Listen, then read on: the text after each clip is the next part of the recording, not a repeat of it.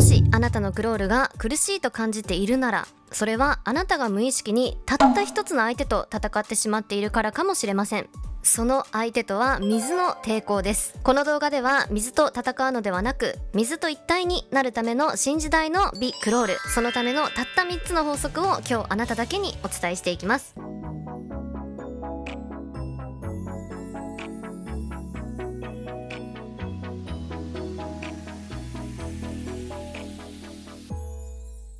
どうも、セリカスイミングのセリカです。もし今のあなたのクロールが25メートルで息切れ、腕がパンパンになってしまう、そんな泳ぎ方であれば、今日のこの動画がきっとあなたの助けになります。実は楽に長く泳げない原因はパワー不足ではないんです。この動画では水の抵抗を限りなくゼロにして、まるで誰かに背中を押されてるみたいにスーッと進む泳ぎ方、そのための3つのスイッチを今日から使えるように解説していきます。動画の後半ではその3つのスイッチを上手に使えるようにする練習法をご紹介していきますので、そちらもぜひ参考にやってみてください。それでは行きましょう。法則1、抵抗を消す魔法のゼロポジション。多くのスイマーが犯す最大の過ち、それは前に進みたいあまり進行方向を見てしまうことです。まずはこちらの方の NG 例をご覧ください。進行方向を見ています。それによって下半身が下がってしまっています。よって水の抵抗を体全体で受け止めてしまっています。頭が上がってしまうとシーソーのように腰が沈んで、あなたの体はブレーキをかけながら進む船と同じになってしまいます。では正しい姿勢を見ていきましょう。美クロールの第一法則、それは完璧な水中姿勢ゼロポジションを手に入れることです。この場合ですと視線は下を向いています。それによって下半身が上がって体は水平の状態を保ち続けることができます。よって水の抵抗を体の下で受け流すことができます。この意識があなたの体を水面と平行な一本の線に変え、魔法のように水の抵抗を消し去ってくれます。これが全ての土台となるゼロポジションです。目線を真下かやや斜め前に落とすこと、そしてお腹に軽く力を入れ、腹筋で水面を優しく押さえるような意識を持つことがすごく重要になってきます。では実際に水上でどういう練習をしていけばいいのかご紹介していきます。まずは目線が前に向いてしまって顎が上がってる状態、この状態で泳ぐと体が反ってしまうため、同じように前面から抵抗を受けるようになってしまいます。そうではなく目線をしっかりと前に向けて泳ぐことによって抵抗のない完璧なゼロポジションを手に入れることができます。そしてぜひプラスでやっていただきたいのが、お腹に軽く力を入れて腹筋で水面を少し優しく押さえるような感覚で体を保っていきます。そうすることによってより先ほどのゼロポジションを長く維持することができます。それではこのゼロポジションをどういうふうに身につければいいか、簡単にできる実践ドリルをご紹介していきます。今回ご紹介していきますのは顔付けのビート板を持ったバタ足になります。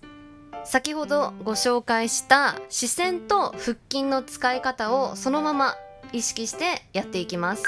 まずは視線、しっかりと頭を入れて目線を真下に落としていきます。そして腹筋ですね、みぞおちあたりを意識していただいて軽く水面に押し上げるような感覚でぜひビート板キックをやってみてください。目安はお尻がちょっと出るか少し下あたりで泳ぎ続けるのがおすすめのポジションです。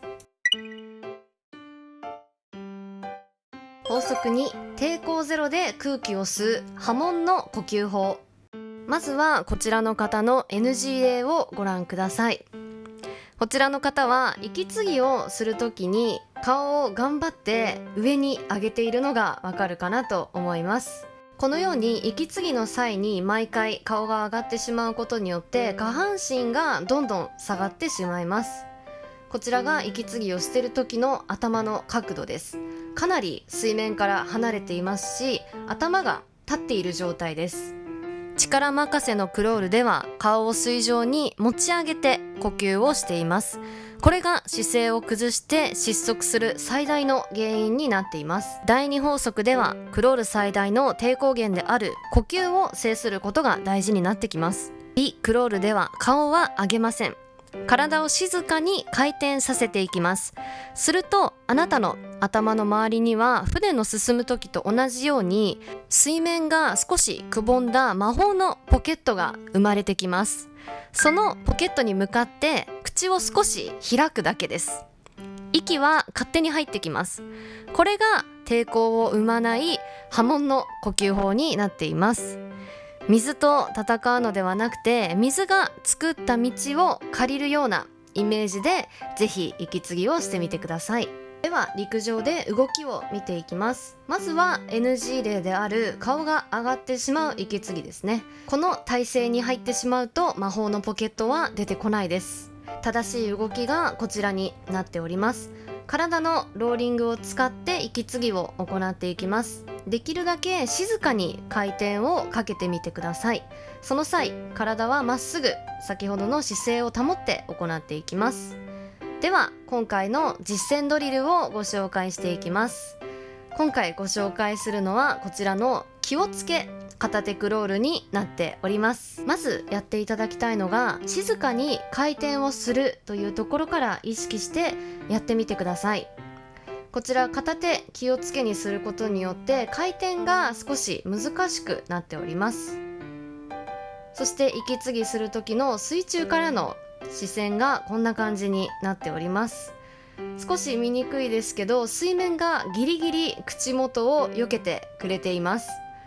顔を水上に出そうとするのではなくて、水面が顔の横から引いていくようなイメージでぜひ息継ぎをしてみてください。体の回転を勢いよくやってしまったり、顔を上げてしまったりすると水面は口元を避けてくれなくなってしまうので、優しく回転させる。そして体はできる限り力を抜いて頭を上げずにゆっくりと横を向く意識でぜひやってみてください。法則3、腕力に頼らない全身運動のうねり。最後の第3法則、それは推進力の源を腕から体幹へと変える意識革命です。力任せのクロールですと、このように腕の力だけで必死に水をかいてしまいます。これでは25は泳げるかもしれないんですけど、やっぱり50メートルとか長距離に入ってくるとすぐに疲れてしまう泳ぎ方になってしまいます。ビクロールでは腕は水をかく道具ではありません。水中に刺した怒りだと思ってやってみてください。手で水という怒りを掴んだら、腕を引くのではなくて腰の回転で体全体がその怒りを追い越していくイメージで泳いでいきます。腰で生まれたパワーが体幹を通ってしなやかな波のように肩甲骨、そして腕へと伝わる。この全身運動こそが疲れ知らずでどこまでも伸びる推進力を生み出してくれます。なので力が入る順番としては腰、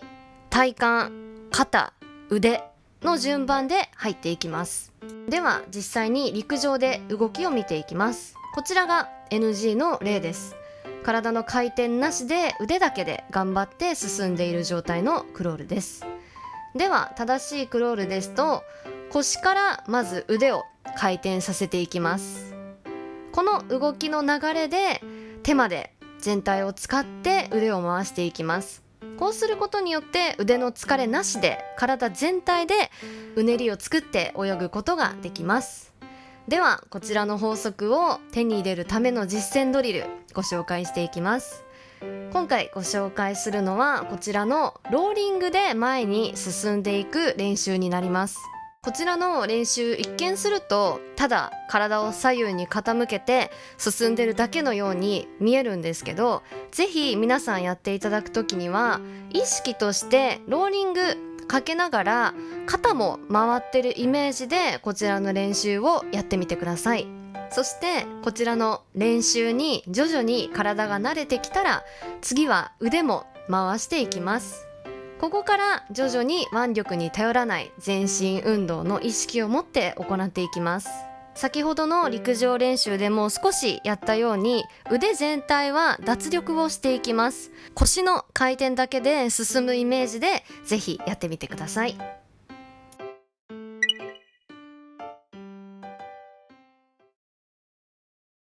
ということでいかがでしたでしょうか。ゼロポジションで水の抵抗から解放されて、波紋の呼吸法で空気を味方につけて全身の連動で水上を滑る。ビクロールとは、水は乗り越える壁じゃなくて身を委ねるベッドであるという新しい感覚で、パワーではなくて知性で泳ぐ新時代のスイミングスタイルになっています。この動画があなたの水泳人生を変えるきっかけになることを願っています。ぜひ本日の動画がためになったと思った方はチャンネル登録、高評価よろしくお願いします。そして8月後半には京都にて私がプライベートレッスンも実施しておりますので、ぜひ興味のある方は概要欄からチェックをお願いいたします。ではまた次回の動画でお会いしましょう。バイバ